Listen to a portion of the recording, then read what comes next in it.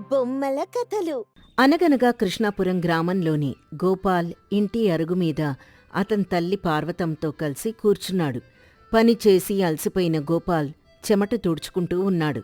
లోపల ఇంట్లో గోపాల్ భార్య శారద పడుకొని నిద్రపోతున్నట్లు నటిస్తోంది. అమ్మా, వేసవి బాగా ముదురుతోంది. ఎంత పనిచేసినా అలసట తీరడం లేదు. వచ్చే వర్షాకాలం గురించి ఆలోచిస్తుంటే భయమేస్తోంది. భయపట్టిందేని గోపాల్, నువ్వు నీ పని సరిగ్గానే చేస్తున్నావు. భవిష్యత్తు గురించి ఆలోచించని వారికి మాత్రమే భయం ఉంటుంది. నేను నా పని చేస్తున్నానమ్మా, కానీ ఇంట్లో ఇంకో మనిషి కూడా ఉంటే ఎంత బావుండేది.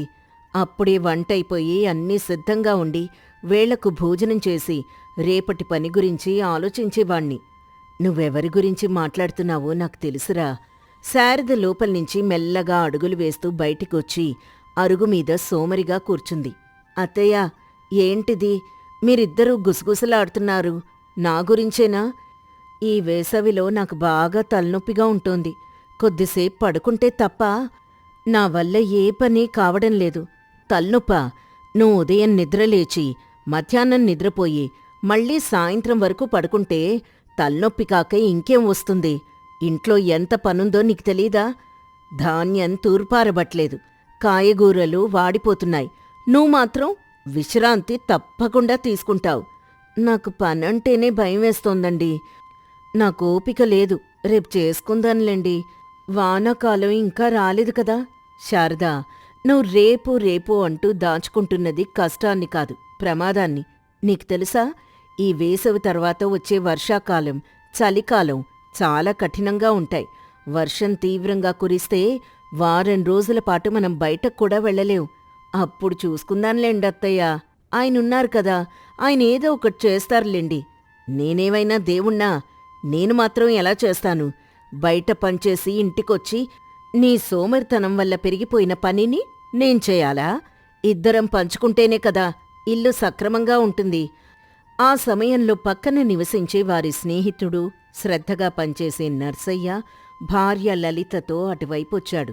ఏంట్రా గోపాల్, అంత కోపంగా ఉన్నావు?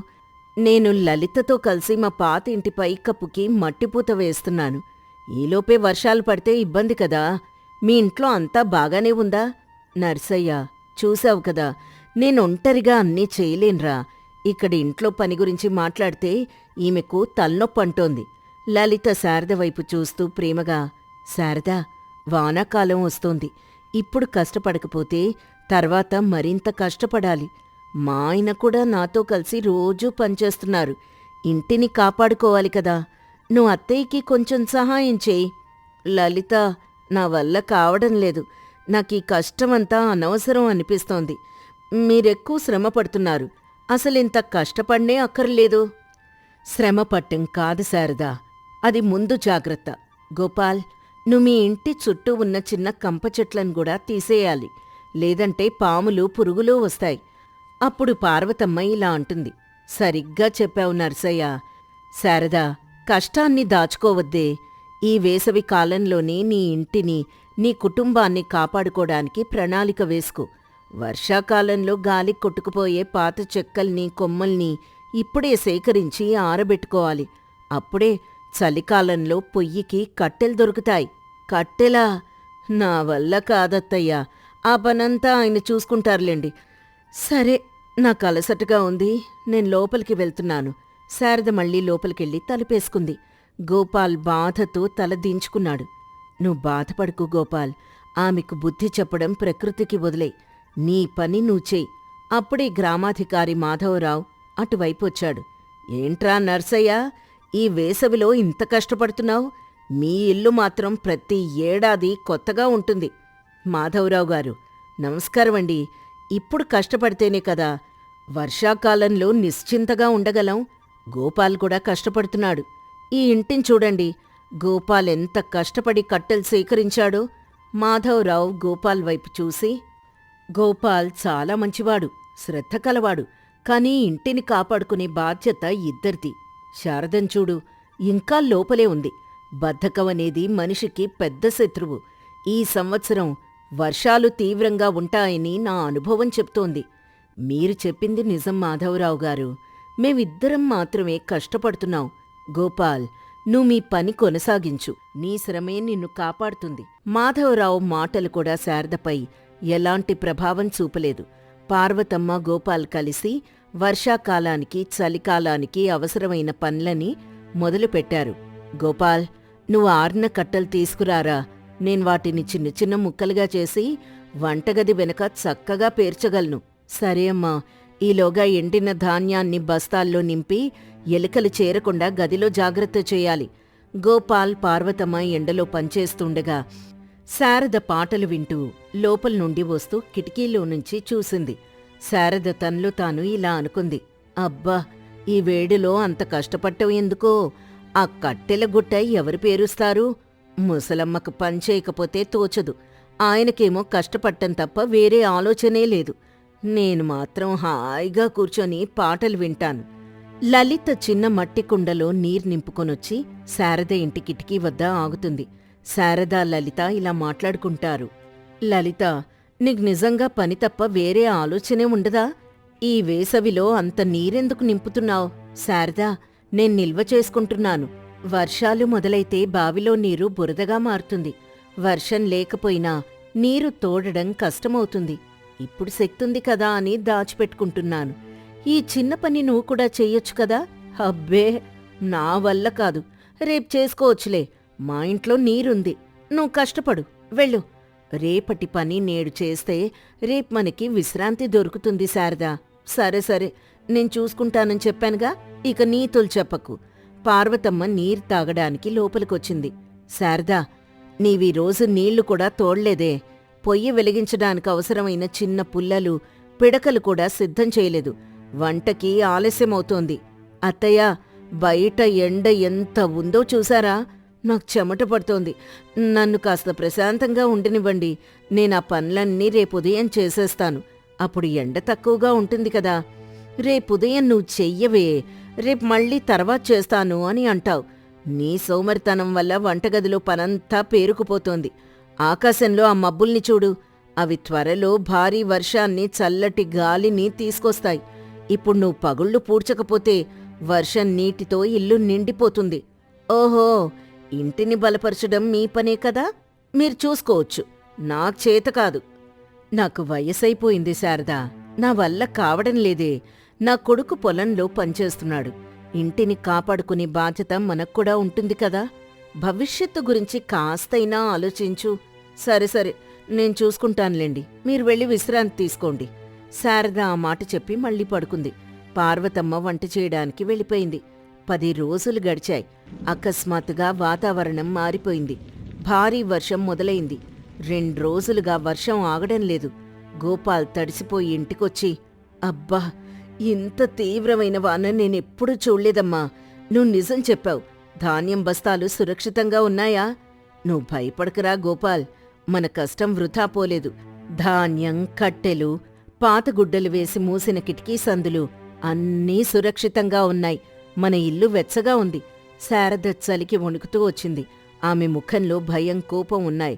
అబ్బో, ఏంటండి ఈ వానసలు ఆగడమే లేదు.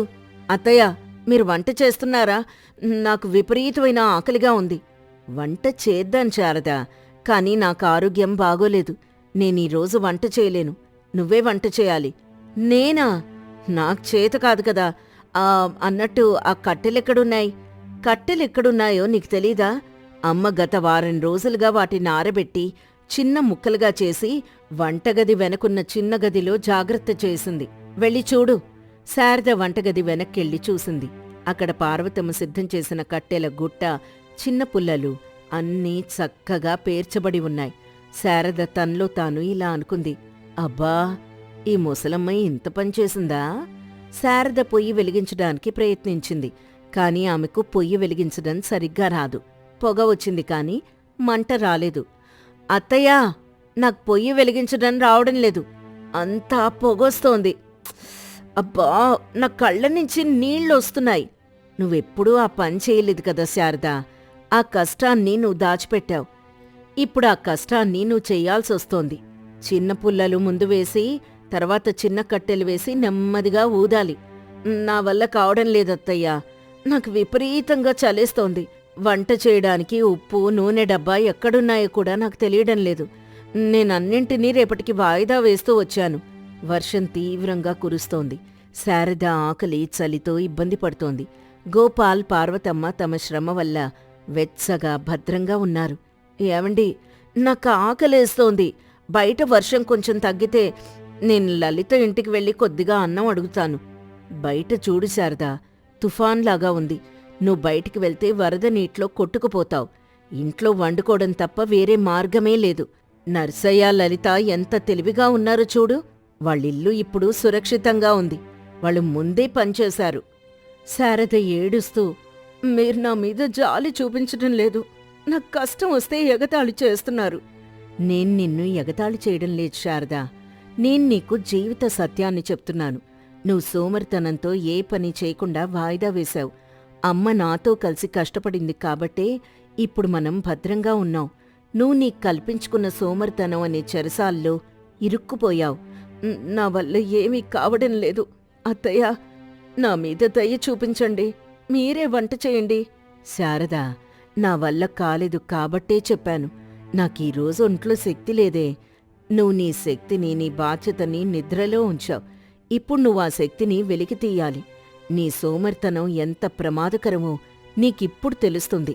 వంటకవసరమైన ఉప్పు, పప్పు డబ్బాలు కూడా శుభ్రం చేయలేదు కదా ఎప్పుడు. అందుకే అవెక్కడున్నాయో నీకే తెలియదు. అవునత్తయ్యా, నేనెప్పుడూ వంటగదిని కూడా శుభ్రం చేయలేదు. వంట సామాను ఎక్కడున్నాయో కూడా పట్టించుకోలేదు. అన్నీ కలిపి ఒకే చోట పడేసుంచాను. చూసావా, నువ్వు చేసే చిన్న పనులను కూడా వాయిదా వేయడం వల్ల ఇప్పుడు తినడానికి కూడా కష్టంగా ఉంది. నీకాకలి వేస్తూ ఉంటే నువ్వు కష్టపడక తప్పదు. సోమర్తనం అనేది ఒక శాపమే. అప్పుడే మాధవరావు ఇంటి కప్పు పగిలిపోయిన వారికి సహాయం చేయడానికి వణుకుతూ అటువైపు వచ్చాడు. గోపాల్, మీ ఇంట్లో అంతా బాగానే ఉందా? నర్సయ్య ఇల్లు సురక్షితంగా ఉంది. చుట్టూ ఉన్న ఇళ్ళు చాలా దెబ్బతిన్నాయి.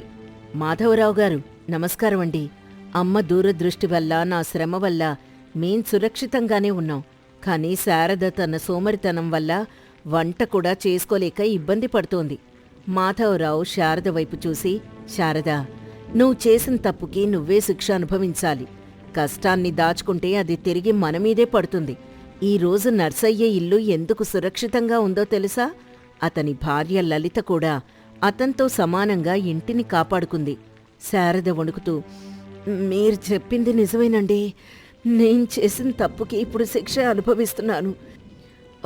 నేను రేపు వంట చేస్తాను, తర్వాత వంట చేస్తాను అంటూ నెలల తరబడి పని ఎగ్గొట్టాను. ఇప్పుడేమో బయట తుఫాను, లోపల ఆకలితో కడుపు మండిపోతోంది. నన్ను క్షమించండి, నేను మారతాను. మాధవరావు తిరిగి వెళ్ళిపోతాడు. శారదకు తన తప్పు పూర్తిగా అర్థమైంది. ఆమె కష్టపడాలని నిర్ణయించుకుంది. నేనిప్పుడు వంట చేయడానికి ప్రయత్నిస్తాను. మీరు కూడా నాకు కొద్దిగా సహాయం చేయండి. నా శక్తిని ఇప్పుడు ఉపయోగించి ఈ కష్టాన్ని అధిగమిస్తాను. సంతోషం శారదా, నీ మనసు మారిందే. అదే మాకు కావాల్సింది. కష్టపడటం అనేది శరీరం కంటే మనసుకు సంబంధించిన విషయం. నువ్వు మనసు పెడితే వంటగదిని నువ్వే శుభ్రం చేయగలవు. పార్వతమ్మ శారదకు పొయ్యి వెలిగించే విధానాన్ని, ఉప్పు, పప్పు ఎక్కడ ఉంచారో నెమ్మదిగా చెప్పింది. శారద కష్టపడుతూ వంట పూర్తి చేసింది.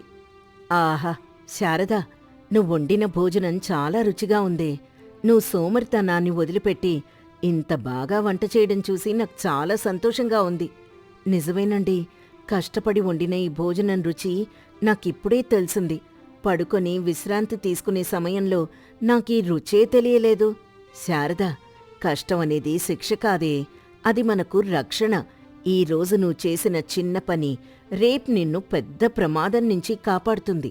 సోమరితనం అనేది నిన్నిబ్బందుల్లో పడేస్తుంది. నేనీ రోజునుంచి మారతానత్తయ్యా. ఇకపై నేను పనిని వాయిదా వేయను. వర్షం ఆగిన తర్వాత నేనింటిని మరింత పటిష్టం చేయడానికి, భవిష్యత్తు కోసం ధాన్యాన్ని నిల్వ చేయడానికి మీకు సహాయం చేస్తాను. లలిత, నర్సయ్యలాగా నేను కూడా శ్రద్ధగా ఉంటాను. ఈ తుపాను నీకు జీవితాన్ని నేర్పింది శారదా. కష్టపట్టవంటే మన జీవితాన్ని మనమే కాపాడుకోవడం. ఈ కథ వల్ల తెలిసే నీతేంటంటే, సోమరితనం అనేది ఒక మనిషికి అత్యంత ప్రమాదకరమైన శత్రువు. ఈ రోజు వాయిదా వేసిన పని భవిష్యత్తులో తీర్చలేని కష్టాన్ని, ఇబ్బందిని తెచ్చిపెడుతుంది. జీవితంలో ఎదురయ్యే కష్టాల్ని అధిగమించడానికి నిరంతర శ్రమ, దూరదృష్టి అవసరం. కుటుంబంలో ప్రతి ఒక్కరి శ్రద్ధ, సహకారం అందుకు చాలా అవసరం. పచ్చని పొలాల మధ్య ఉన్న పల్లెటూరది. ఆ ఊర్లో మాధవరావు అనే ధనవంతుడైన ధాన్యం వ్యాపారి ఉండేవాడు. అతని చిన్న పనిచేసినా దాన్ని పదింతలు చేసి గొప్పలు చెప్పుకునేవాడు. రాముడు అనే సామాన్య రైతు ఆ ఊర్లోనే నివసించేవాడు. రాముడు మాట కంటే చేతకే ఎక్కువ ప్రాధాన్యత ఇచ్చేవాడు. ఒకరోజు రాత్రి వర్షం పడ్డం మొదలుపెట్టింది. గ్రామాన్ని పక్కబూళ్లతో కలిపే ఏకైక వంతెన గురించి చర్చించుకోవడానికి ఊరి పెద్దలంతా ఒకచోట సమావేశమయ్యారు. మాధవరావు గౌరవంగా, గంభీరంగా, చూసారా, నేను ముందు చెప్పినట్లే జరిగింది. ఈ వర్షం ఆగదు, పొలాలు మునిగిపోవడం ఖాయం. మనం వర్తకం గురించి ఆలోచించాలి. అప్పుడు వృద్ధ రైతు శంకరయ్య, నిజమే, నేను నా జీవితంలో ఇంతటి జడివాన ఎప్పుడూ చూడలేదు. మన పొలాల సంగతి దేవుడిపై భారం, కానీ వంతెన గురించి ఆలోచించాలి. గ్రామ నాయకుడు రఘురామయ్య, ఆందోళన వద్దు శంకరయ్య, వంతెన దృఢంగానే ఉంది, కానీ ప్రవాహం పెరిగితే ప్రమాదం. మాధవరావు, మీరేమైనా ఆలోచించారా? నేనాలోచించకుండా ఉంటానా? నేను ధైర్యవంతుణ్ణి. సాహసమంటే నాదే. ఒకసారి నేను చిన్నప్పుడు నదిని దాటిన సాహసం మీకు గుర్తుందా? ప్రవాహం ఉప్పొంగుతున్నా నేను భయపడకుండా ఒడ్డుకు చేరాను. నిజమైన సాహసం అంటే అదే. ఆ వంతెనను నేనే పర్యవేక్షించాను. రాముడు మౌనంగా వింటూ, వంతెన పాతబడి ఉంది. ప్రవాహం పెరిగితే మధ్య భాగంలో ఉన్న రాళ్లు జారిపోయే ప్రమాదం ఉంది. మాధవరావు చిరాగ్గా రాముడి వైపు చూస్తూ, ఏంటి రాముడు, నువ్వెప్పుడు మాట్లాడడం మొదలుపెట్టావు? నువ్వు రోజంతా పొలంలో పనిచేస్తావు. నీకు వంతెనల గురించి ఏం తెలుసు? నువ్వింతకు ముందు ఏ సాహసం చేశావో చెప్పు. నేను సాహసాలు చేయలేదండి, కానీ పనిచేశాను. వృథా చర్చబొద్దు. రాముడు చెప్పింది కొంతవరకు నిజమే. వంతెన మధ్యలో ఒక రాతి పలకం కొద్దిగా పక్కకు జరిగినట్లుంది. మాధవరావు, మీరేమంటారు? వర్తకానికి అంతరాయం కలగకుండా ఏం చేయగలం? అంతరాయమా? నేను ధైర్యంగా చెప్తున్నానండి, ఈ వంతెనను ఈ వర్షంలో దాటడం అనేది పిచ్చి పని. ఎవరైనా సాహసం చేస్తే తప్ప. నేను ధాన్యం బస్తాల్ని ఎడ్లబండి ద్వారా రవాణా చేయగలను. అది నాకున్న ధైర్యం. మీ ధైర్యం బాగుంది మాధవరావు, కానీ ఎడ్లబండి వంతెన మధ్యలో కూరుకుపోతే నష్టం ఎవరికి? మన గ్రామానికి. ధైర్యం, సాహసం అంటే మాటలు కాదండి. మాధవరావు గట్టిగా నవ్వుతూ, మీకు తెలియదు శంకరయ్య, సాహసం అంటే ఏమిటో. నేను గత సంవత్సరం గ్రామానికొచ్చిన ఒక పెద్ద ఆపద నుండి అందర్నీ ఎలా రక్షించానో గుర్తుందా? ఒంటరిగా అడవికి వెళ్లి దారి తప్పిపోయిన మనిషిని రక్షించాను. అది నా సాహసం. ఈ వంతెన విషయం చాలా చిన్నదండి, కానీ ఈ వర్షంలో నేను బయటకు వెళ్తే నా వ్యాపారం ఎవరు చూస్తారు? అంటే పరిష్కారం ఏంటంటారు? వంతెన మూసేయమంటారా?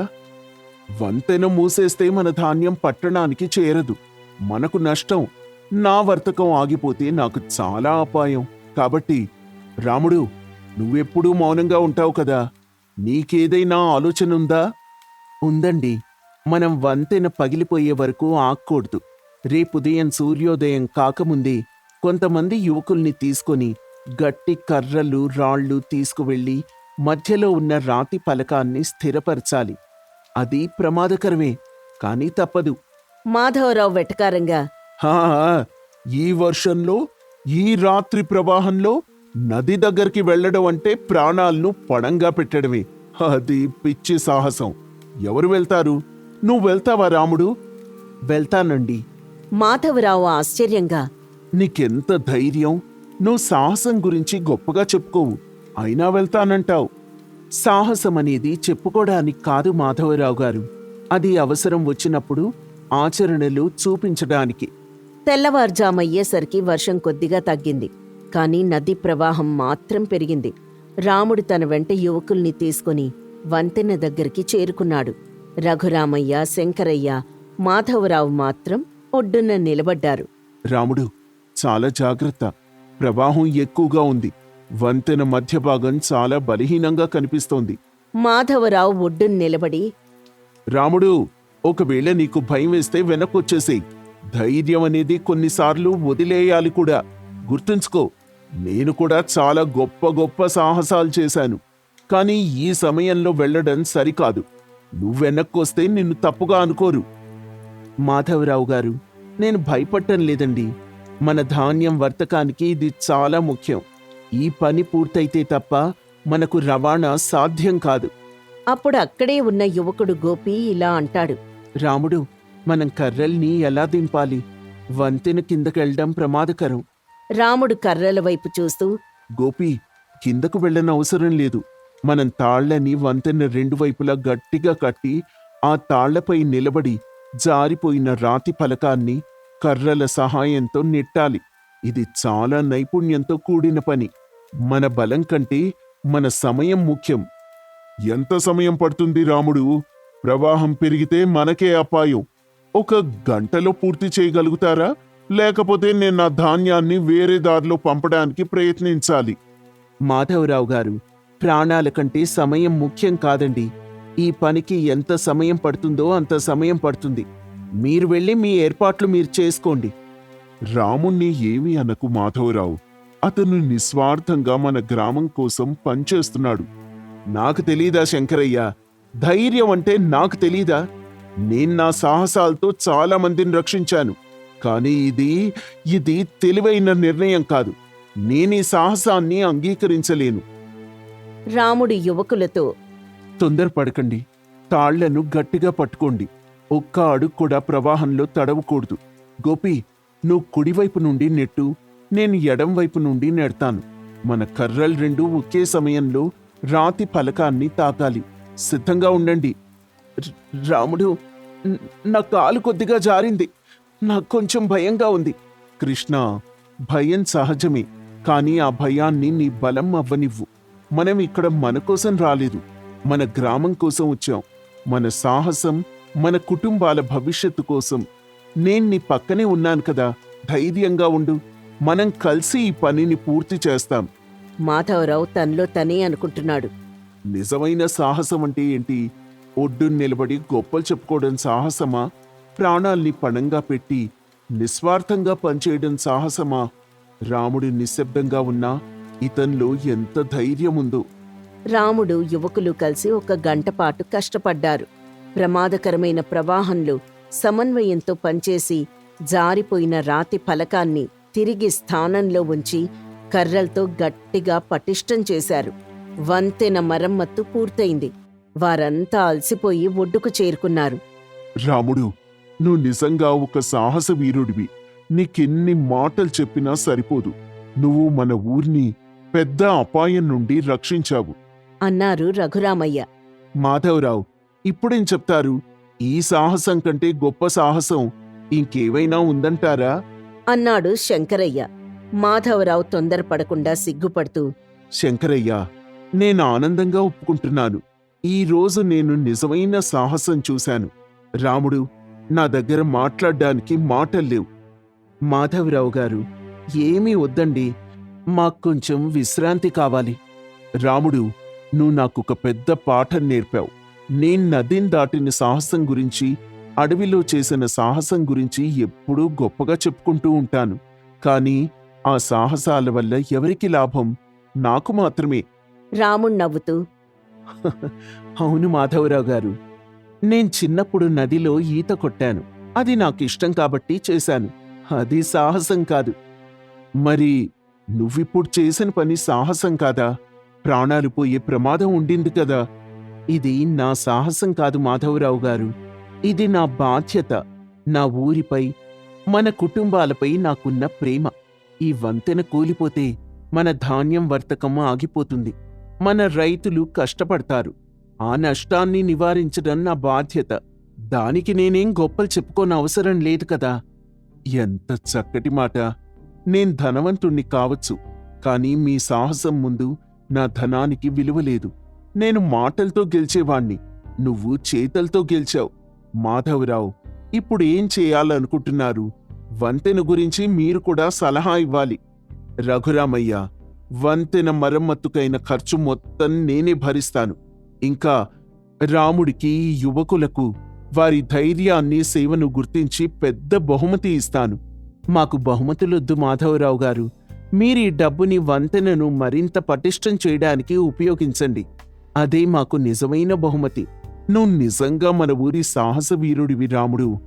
నీ మనసు చాలా గొప్పది.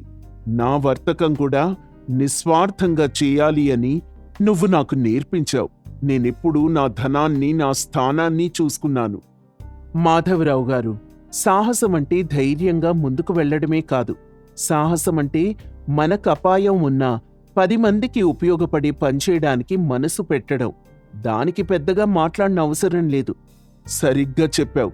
ఇకపై నేను నా ధైర్యాన్ని, సాహసాన్ని కేవలం నా గురించి కాదు, మన గ్రామం అభివృద్ధి కోసం ఉపయోగిస్తాను.